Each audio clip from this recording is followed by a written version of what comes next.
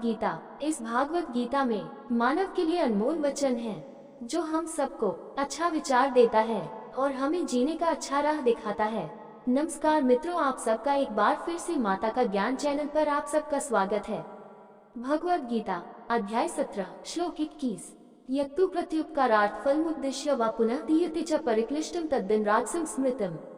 यत्तु प्रत्युपकारार्थ फल उद्देश्य व पुनः दीयते च परिकलिष्टं तद्दान राजसं स्मृतम्। यच्चो तु परंतु प्रति उपकार अर्थम वापसी की आशा से, फलम पुरस्कार उद्देश्य अपेक्षा व अथवा पुनः पुनः दीयते दिया जाता है, च तथा परिक्लिष्टम अनिच्छा से, तत्व दानम दान राजसं रजोगुण में स्मृतम कहा गया है। यत्तु प्रत्युपकारार्थ फल उद्देश्य व पुनः दीयते च परिक्लिष्टम तद्दान राजसं स्मृतम्। अनुवाद, लेकिन अनिच्छा से, प्रतिफल की आशा से या पुरस्कार की आशा से दिया गया दान रजोगुण वाला कहा जाता है। दान का सर्वोत्तम भाव बिना मांगे ही देना है। दूसरी सबसे अच्छी प्रवृत्ति यह है कि मांगे जाने पर खुशी खुशी दे देना। दान की तीसरी सबसे अच्छी भावना है दान मांगने पर अनिच्छा से दान देना या बाद में पछताना कि मैंने इतना क्यों दिया, मैं थोड़ी रकम लेकर भी बच सकता था। श्री कृष्ण इस प्रकार के दान को रजोगुण में वर्गीकृत करते हैं। भगवत गीता अध्याय 17 श्लोक 22। आदेश काले यद्दन पात्रप्यश्च दीयते असत्कृतं विज्ञातं तत्तं समुदाहृतम्। आदेश काले यद्दान आपत्रप्यश्च दीयते असत्कृत विज्ञातं तत्तं समुदाहृतम्। आदेश गलत स्थान पर, काले गलत समय पर, यत् जो दानव दान अपात्रप्य अयोग्य व्यक्तियों के लिए, च तथा दीयते दिया जाता है, असत्कृतम सम्मान के बिना, अविज्ञातम तिरस्कार के साथ, तत्व तमसम अज्ञानता की प्रकृति का, उदाहृतम माना जाता है। आदेश काले यद्दान अपात्रप्यश्च दीयते असत्कृत अविज्ञातम तत्तमसम उदाहृतम। अनुवाद, और वह दान जो अयोग्य व्यक्तियों को गलत स्थान और गलत समय पर सम्मान दिखाए बिना या अवमानना के साथ दिया जाता है, अज्ञानता की प्रकृति का माना जाता है। तमोगुण में दान उचित स्थान, व्यक्ति, दृष्टिकोण या समय का विचार किए बिना किया जाता है। इससे कोई लाभकारी प्रयोजन सिद्ध नहीं होता। उदाहरण के लिए, यदि किसी शराबी को पैसे की पेशकश की जाती है जो इसका इस्तेमाल नशा करने के लिए करता है और फिर हत्या कर देता है, तो हत्यारे को कर्म के कानून के अनुसार निश्चित रूप से दंडित किया जाएगा, लेकिन दान देने वाला व्यक्ति भी दोषी होगा।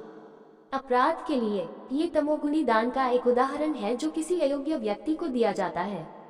भगवत गीता अध्याय 17 श्लोक 23। ओम तत्सदिति निर्देशो ब्राह्मण त्रिविद स्मृत ब्राह्मणास्तेन वेदाश्च यज्ञाश्च विहिता पुरा।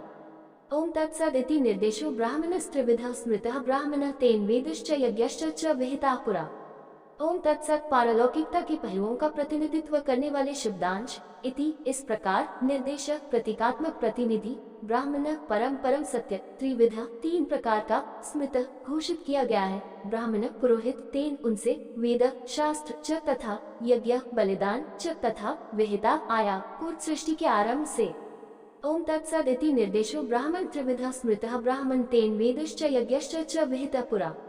अनुवाद, ओम तत्सत शब्द को सृष्टि की शुरुआत से ही सर्वोच्च परम सत्य का प्रतीकात्मक प्रतिनिधित्व घोषित किया गया है। उनसे याचक, धर्मरथ और बलिदान निकले। इस अध्याय में श्री कृष्ण ने भौतिक प्रकृति के तीन गुणों के अनुसार यज्ञ, बलिदान, तप, तपस्या और दान की श्रेणियों को समझाया। इन तीन गुणों में से अज्ञान का गुण आत्मा को अज्ञानता, सुस्ती और आलस्य में बदल देता है। रजोगुण जीव को उत्तेजित कर असंख्य कामनाओं में बांध देता है। अच्छाई का स्वरूप शांत और प्रकाशमय है और सद्गुणों के विकास को जन्म देता है। फिर भी अच्छाई का गुण भी माया के दायरे में है। हमें इससे आसक्त नहीं होना चाहिए, इसके बजाय हमें दिव्य मंच तक पहुंचने के लिए अच्छाई के तरीके को एक सीढ़ी के रूप में उपयोग करना चाहिए। इस श्लोक में श्री कृष्ण तीन गुणों से परे जाते हैं और ओम तत्सत शब्द की चर्चा करते हैं जो पूर्ण सत्य के विभिन्न पहलुओं का प्रतीक है। निम्नलिखित श्लोक में वह इन तीन शब्दों का महत्व बताते हैं। भगवत गीता अध्याय 17 श्लोक 24। तस्मादोम इदुदाहृत्य यज्ञदान तप क्रिया प्रवर्तन्ते विधानोक्ता सततं ब्रह्मवादिनाम्।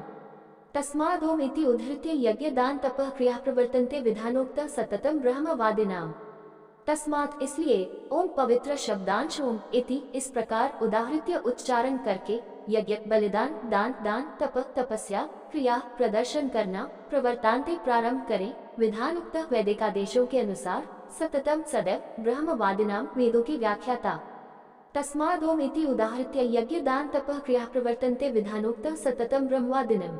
अनुवाद, इसलिए यज्ञ करते समय, दान देते समय या तपस्या करते समय वेदों के व्याख्याता हमेशा वैदिक आदेशों के अनुसार ओम का उच्चारण करके शुरू करते हैं। ओम शब्द ईश्वर के अवैयक्तिक पहलू का प्रतीकात्मक प्रतिनिधित्व है। इसे निराकार ब्रह्म का नाम भी माना जाता है। यह मौलिक ध्वनि भी है जो सृष्टि में व्याप्त है। इसका उचित उच्चारण है मुंह खोलकर आ, होठ सिकोड़कर ऊ और होठ सिकोड़कर मम्मा। शुभता का आह्वान करने के लिए इसे कई वैदिक मंत्रों की शुरुआत में बीज मंत्र के रूप में रखा गया है। भगवद गीता अध्याय 17 श्लोक 25 तदित्यन्विषन्धाय फल यज्ञ तप क्रिय दान क्रियाश्च विना क्रियन्ते मोक्षकांक्षिभिः तदितनाभिषन्धाय फलम यज्ञ तप क्रिया दान क्रियाश्च विविध क्रियन्ते मोक्षकांक्षिभिः। तत् अक्षर तत् इति इस प्रकार अन्विषन्धाय बिना इच्छा किए फलम सकौम फल यज्ञ बलिदान तपः तपस्या क्रिया कृत्य दान दान क्रिया कृत्य च तथा विविध विविध क्रियन्ते हो गए मोक्षकांक्षिभिः भौतिक उलझनों से मुक्ति चाहने वालों द्वारा। तदितनाभिषन्धाय फलम यज्ञ तपः क्रिया दान क्रियाश्च विविध क्रियन्ते मोक्षकांक्षिभिः। अनुवाद, जो व्यक्ति सकौम पुरस्कार की इच्छा नहीं रखते बल्कि भौतिक उलझनों से मुक्त होना चाहते हैं, वे तपस्या बलिदान और दान के कार्यों के साथ तत् शब्द का उच्चारण करते हैं। सभी कार्यों का फल भगवान का है और इसलिए किसी भी यज्ञ बलिदान तप तपस्या और दान को सर्वोच्च भगवान की खुशी के लिए अर्पित करके पवित्र किया जाना चाहिए। अब श्री कृष्ण ध्वनि कंपन तत् की महिमा करते हैं जो ब्रह्म को संदर्भित करता है। तपस्या त्याग और दान के साथ तत् का जाप इस बात का प्रतीक है कि इन्हें भौतिक पुरस्कारों के लिए नहीं बल्कि ईश्वर प्राप्ति के माध्यम से आत्मा के शाश्वत कल्याण के लिए किया जाना चाहिए। वीडियो आपको अच्छा लगा हो तो लाइक शेयर सब्सक्राइब जरूर करें। धन्यवाद।